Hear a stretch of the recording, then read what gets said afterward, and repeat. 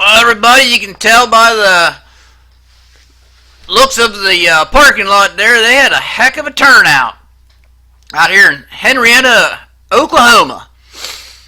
They're out here for the last AHRMA national race. Couple of quick snapshots here of some of the riders. And they had gorgeous weather out there. It was like 78 degrees and sunny.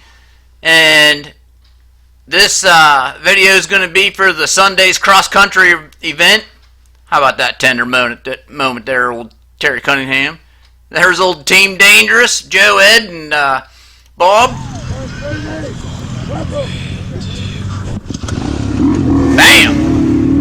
Joe got that XR200 fired up, got the whole shot, going into turn 1 in this grass track. And I'm telling you what, he was laying it down. You got a few guys go by him here early in the race. I'm guessing bigger machines, but they had like 3 different classes in his lineup. There was like 20 riders on the line and like 200 novice class. They had 47 championships to be decided out there.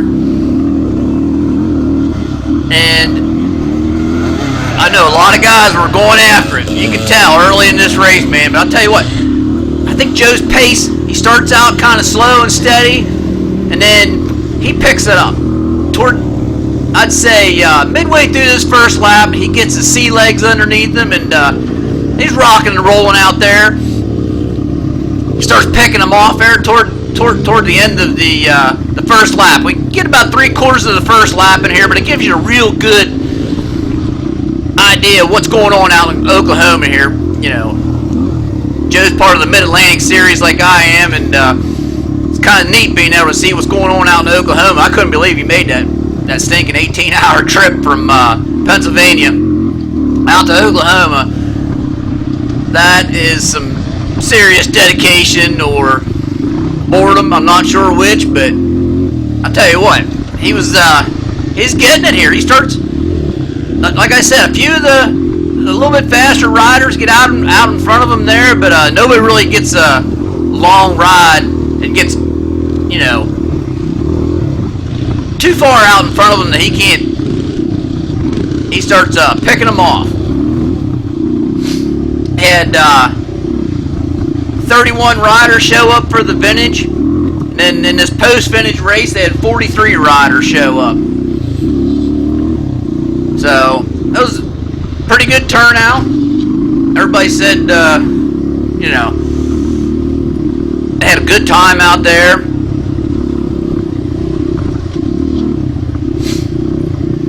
Joe was thrown down. I looked over on Motor Tally about some 24-minute laps.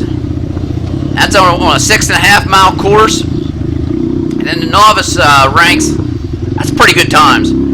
He won his class. He was pulling 1 minute on second, and he was pulling 4 minutes on third place. So, congrats to Joe, because that first place, along with the rest of the season there that he had going on, he pulled off a #1 national championship, and not too many guys can say that's pretty cool, man. How about this road section?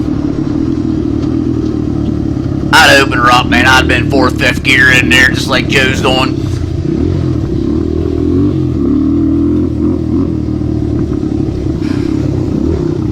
Hey! Hey, dude! Most of the guys were letting him by when he started hauling around like that. Let me tell you a little bit about what they had going on out there. They had the motocross track, which was a grass track motocross set up near the city in this little park. And they dumped some dirt in a few spots, make some vintage-friendly jumps. And it looked like a stinking blast. I'll tell you what, though, my dad he made the trip from Georgia, and he was telling me when out in his very first moto, he got the whole shot in the 70 plus class, and he he was holding the lead. He was in about the 4th or 5th turn, he said, and this guy wanted by him pretty bad, and he pancaked him, landed on top of him. They ended up pulling Dad out from underneath the bike, and then he went out and did another stinking moto after that. Well, he got home and couldn't walk on that leg very well, and went to the doctor. Here he found out he had a broken leg. That just shows you how tough some of them old birds are.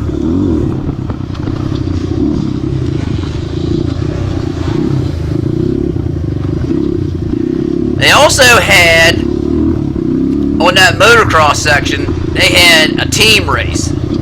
Now, on this team race, this has been something maybe we could get going on in the Mid-Atlantic, because I'm not sure what kind of rules you could get into, but these team races sound like a lot of fun if you could somehow factor in some kind of small part of the course or something. But the way they did it out there was, on the motocross,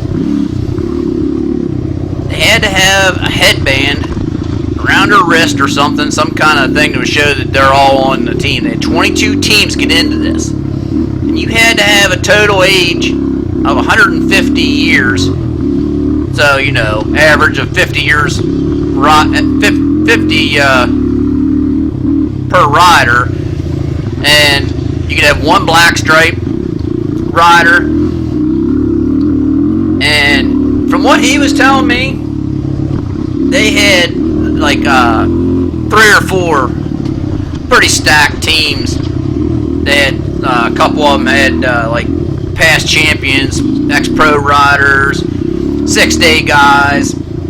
You had your Terry Cunninghams, Trampus Parkers, Fred Haas, and I guess some of them guys were just freaking balls to the wall, insane nuts going around. They do a 1.5 mile motocross course, fast they could.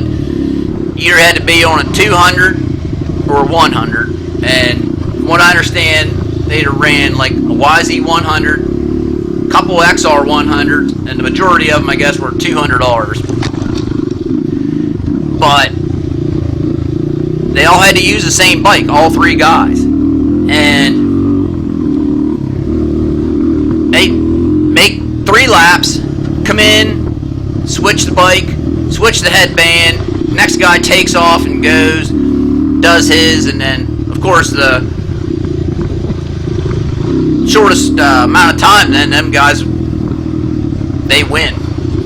I never did hear who won the team event, but that one picture you see there, I called them Team Dangerous in the pictures at the beginning of the video.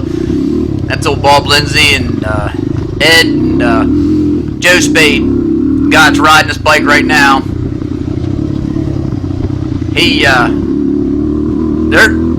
They said they had a stinking blast out there on it.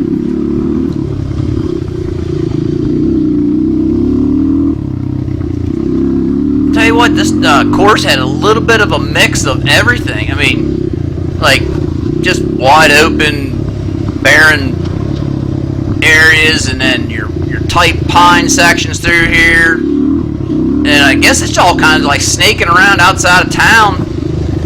But it's a nice wide single track.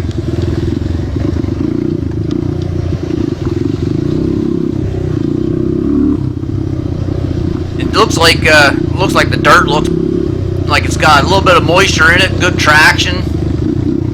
Old Joe, he's as you can tell, he's picking the pace up here. He's starting to pick these guys off one at a time. Got a couple of prey up in front of him right there, and you know he's going to be hollering here soon.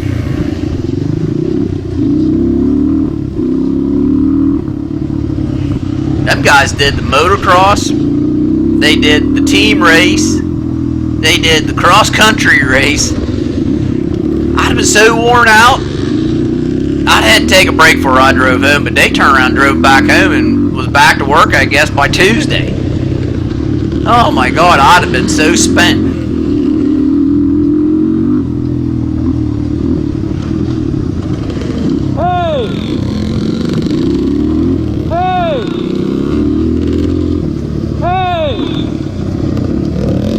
I'll tell you what, the only bad thing about watching this race is that this is the last race of the season. The Mid-Atlantic wrapped theirs up, and this is the National Series a couple weeks later. Thank you. And I guess they had their championship banquet like right after this, where everybody got their #1 national plates. Which, if you made the trip, that's pretty cool. Take that baby home with you, get her mounted up on the wall, and start getting your stuff ready for next year, I guess. Joe's definitely picked the pace up here. I imagine the rest of his race, his lap times were pretty consistent, but he was it's pretty good out here. Once he got his feet wet in this Oklahoma dirt, he was laying her down pretty nice.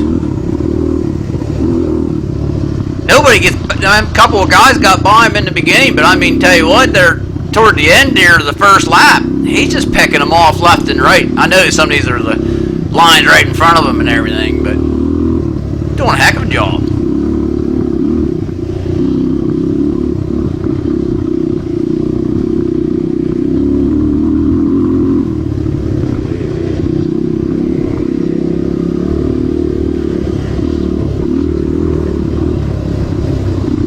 Thank you. I gave Joe my my GoPro 5. Got her set up on Super View and 1080. You get some good footage of that chest cam. I usually use it on my helmet, out in front of my mouth, kind of like on the chin guard.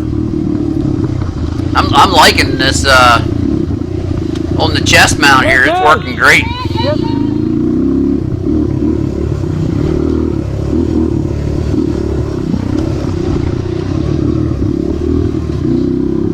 I think we're going to have probably one more video from the Mid-Atlantic out there in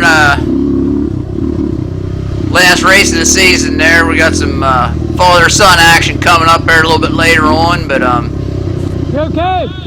that would probably be the last video, race video of the season. Might do some prep work to the bike. Might video a little bit of what we're doing there in the garage there. Rebuilding the forks and changing oil in the seals and whatnot. Might get a little bit of that in the video. Some different practice things we might be doing. Something to kill some time there, keep some things going, get people's mind active about what they want to get ready for next year and everything. But again, I want to thank old Joe for bringing the camera along and giving us a sneak peek of what Oklahoma looks like out there. And to be honest with you, it looks a lot like home here. It's like a lot of big red oak trees and just ain't very hilly. Just a kind of a flat terrain, but I kind of expected that.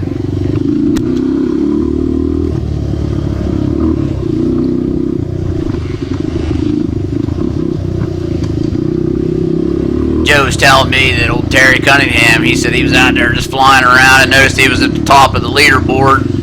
And his wife went out and raced, and I guess he said he ought to get the Husband of the Year award because he was just following her around and helping her out, giving her advice and everything. And I mean, that's about as awesome as it gets right there, man. That one picture's I hope he sees it because it's a good one. That's a priceless picture there Joe got a hold of there. It almost looks like that one where you see the dad telling the son, but it's the husband telling the wife some advice and stuff like that. And that's just pretty freaking awesome. Well, I'll tell you what, we're getting ready to close in here on the end of this video, and we're gonna call it a day, I think. And like I said, might be a few more videos pop up here, and hope y'all enjoyed Joe's footage of Oklahoma, and we'll talk to y'all a little bit later on. Y'all have a Happy New Year and good Christmas. Adios.